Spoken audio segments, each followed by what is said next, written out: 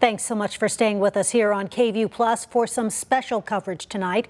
We're going more in depth with senior reporter Tony Polhetsky after he broke a story today about District Attorney Jose Garza's secret request for public money to put more security around his home. Now, we brought you the story a little bit ago on KVUE News at 6, and to just recap, Tony discovered that the county approved moving $115,000 to the DA's office for Garza's security. But now the county is dodging transparency about that expense. And senior reporter Tony Polhetsky joins us now. And Tony, I want to start with this. Has the district attorney or Travis County issued any statements since that story first aired? No. Keep in mind that we have been working on this story for some weeks. We did have a series of initial phone calls with the district attorney, but after that, Quita, we did not hear subsequently from the district attorney or from the district attorney's office. This morning, prior to airing and publishing our report, we reached out to the district attorney once more with a list of bulleted items, Quita, that we plan to report and asked his comment. We gave the district attorney's office a deadline, but we did not hear from them by our deadline. I do want to say with regard to the county itself, though, we did also similarly, we've been in touch with commissioners over some period of time. We reached out to the spokesman for the county earlier today, and they did issue a statement, the county spokesman did, essentially affirming that they take security of all elected officials and county employees very seriously, but it was not a statement, Quita, that really provided new details about this particular transaction that we've reported on today. Now, Tony, after watching this story, it seems like each of the commissioners have a different story about why this was done.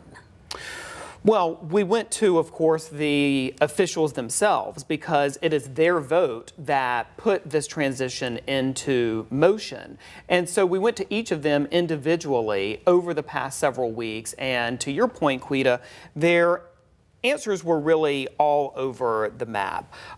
Commissioner Margaret Gomez talked about being in an executive session when the district attorney made some request.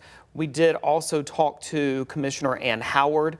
She established for us and acknowledged for us that some of the funding for the district attorney's office was in fact for the district attorney's to secure his home. But the others were less forthcoming about this information, really citing security as an issue to not provide additional information. But at the same time, some of the experts we talked to, the government transparency experts, they talk about the need to really draw a balance, a better balance, according to them, between security and keeping public officials safe, but also, Quita, the transparency of this matter, and at the same time, the expenditure of taxpayer funds, and drawing a balance between both of those sometimes competing interests, but at the same time, the experts we talked to really establishing that at the same time, the expenditure of taxpayer money really does require a level of transparency. These are not private funds in private industry. And I think that's the thing. A lot of people might say, oh, $115,000, that doesn't seem like a lot of money in the long run, but it's not really about the amount of money in this case, is it? Well, there are two issues. There is the transparency issue that we have talked about, but also this raises questions, and as we established in our reporting, there are multiple threats, and there's an increase in threats that officials in elected positions in Travis County, and for that matter across the country, are facing with regard to increased threats in this political climate that we are in. But as of today, Travis County has no real authority and no real person or entity really tracking all of this. Well, they track it, but deciding who gets security, who gets what security, how all of that unfolds. And so there's a question about why Jose Garza's threats rose to this level when we now know that there are other elected officials, particularly judges, who have received threats, including death threats, in recent months and recent years. And that actually brings me to my next question. I know a lot of people might remember Julie Kosurik, Judge Julie Kosurik. She was shot in her own driveway at her own home. Did she ever receive any money from the county in regards to her own safety and security? Not prior to this assassination attempt, which was widely covered in 2015 and in the subsequent years. People probably remember that a man who was a defendant in her court went to her home and shot her nearly fatally in her own driveway. Quita, in the aftermath of that, Judge Julie Kosurik was escorted for many months by a Travis County Sheriff's deputy. That continued for many months, frankly, after that assassination attempt. Judge Kosurik did receive a $500,000 settlement, but that was not necessarily for her home security or for her security. That $500,000 was to potentially fend off a lawsuit that she might be filing, a claim, excuse me, that she might be filing about the mishandling of a threat in the days and weeks prior to her being shot, as you mentioned, in her own driveway. The county, according to evidence that was produced, did not do enough to alert her about that threat and to potentially stop that threat prior to that defendant carrying it out in 2015.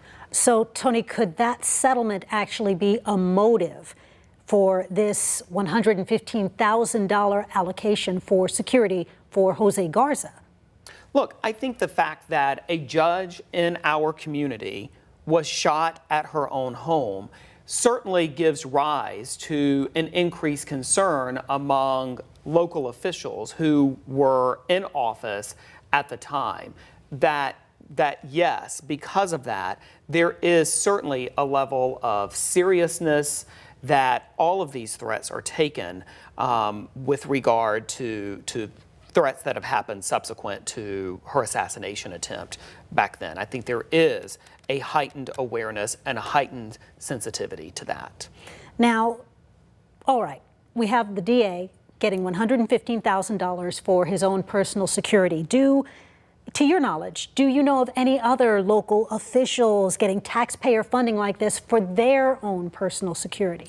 Our reporting, again, over several weeks really establishes that this is outside what is standard for state lawmakers, for other elected officials here in Travis County, as well as federal judges and federal prosecutors. And I think that as we were going about our work and doing our reporting, that is one of the things that really stood out to us, is that there are other officials in other threatened positions, and they do not receive this kind of security enhancement in the same way that the local district attorney here received. And I just have one more quick question. Do we know what the threats were that DA Garza allegedly received? Not totally, and it's not for a lack of effort on our part. The district attorney's office did not provide to us all of the possible threats that agency received.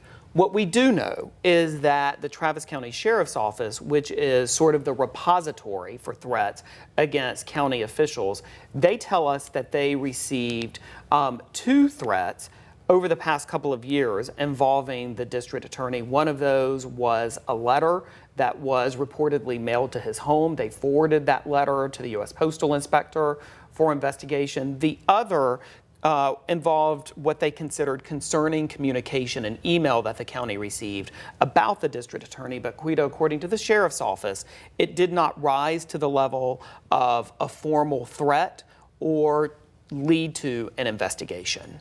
All right, I know you'll be peeling back the layers on this story. Absolutely. Senior reporter Tony Bilhetsky, thank you so very much. We appreciate you. You bet. And we are going to continue covering this issue about that expenditure and the county's transparency. And for now, you can find Tony's full report on our website, kview.com, and we'll see you back here for the news at 10.